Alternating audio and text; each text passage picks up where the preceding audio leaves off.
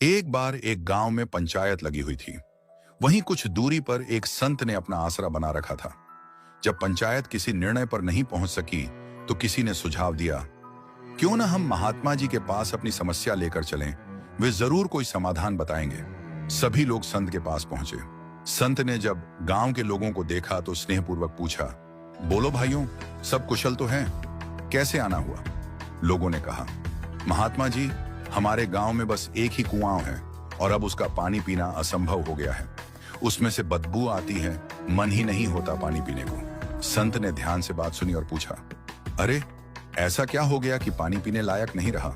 लोग बोले, गुरुदेव, 3 कुत्ते आपस में लड़ते हुए उस कुएं में गिर गए और मर गए। अब उसमें से सड़ी बदबू आती है। जिस पानी में मरे हुए जानवर पड़े हों वह कौन पिए? संत ने कहा, ठीक है, तुम लोग उस कुएं में गंगा जल डालो, पवित्रता आ जाएगी।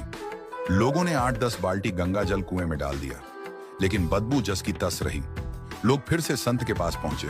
संत ने कहा, इस बार गांव में 7 दिन की श्री राम कथा करवाओ, वातावरण पावन हो जाएगा। लोगों ने कथा करवाई, प्रसाद भी बांटा, कीर्तन भजन भी हुआ, लेकिन परिणाम वही, कुएं से बदबू आना बंद नहीं हुआ। तीसरी बार संत ने कहा, इस बार कुएं में सुगंधित द्रव्य डालो, फूल, अगरबत्ती, चंदन, सब कुछ। लोगों ने वैसा ही किया, लेकिन फिर भी पानी पीने लायक नहीं हुआ। लोग निराश होकर फिर संत के पास पहुंचे और बोले, महाराज, सब कुछ कर लिया, फिर भी कुएं की स्थिति नहीं बदली। अब तो आप ही कोई समाधान बताइए।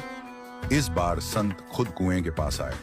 उन्होंने उसकी हालत देखी और गांव वालों से पूछा, तुमने गंगा जल भी डाला, कथा भी करवाई, सुगंधित पुष्प और द्रव्य भी डाले, लेकिन क्या तुमने उन 3 कुत्तों को कुएं से बाहर निकाला? लोग बोले, नहीं महाराज, आपने कभी इसके लिए नहीं कहा, तो हमने सोचा बाकी उपायों से काम चल जाएगा। संत गंभीर होकर बोले, यही तो सबसे बड़ी भूल है। जब तक मरे हुए कुत्तों को बाहर नहीं निकालोगे, तब तक लाखों उपाय भी इस कुएं को पवित्र नहीं कर सकते। बाहर से डालने से कुछ नहीं होगा, जब तक अंदर की गंदगी नहीं निकाली जाती। संत ने आगे कहा, यह कहानी केवल इस कुएं की नहीं है, यह हमारे जीवन की भी सच्चाई है। यह शरीर रूपी गांव के अंतःकरण रूपी कुएं में भी 3 कुत्ते गिरे पड़े हैं, काम, क्रोध और लोभ। हम बाहर से तीर्थ यात्रा कर लेते हैं, कथा कीर्तन सुन लेते हैं, गंगा जल छिड़क लेते हैं, पूजा पाठ कर लेते हैं, पर भीतर की गंदगी जस की तस बनी रहती है। जब तक इन तीनों विकारों को भीतर से नहीं निकाला जाएगा, तब तक जीवन में सच्चा शुद्धता और शांति नहीं आ सकती। बाहरी सजावट तब तक व्यर्थ है जब तक अंतरात्मा की सफाई न की जाए। तो पहले अपने अंतर के कुएं से काम, क्रोध,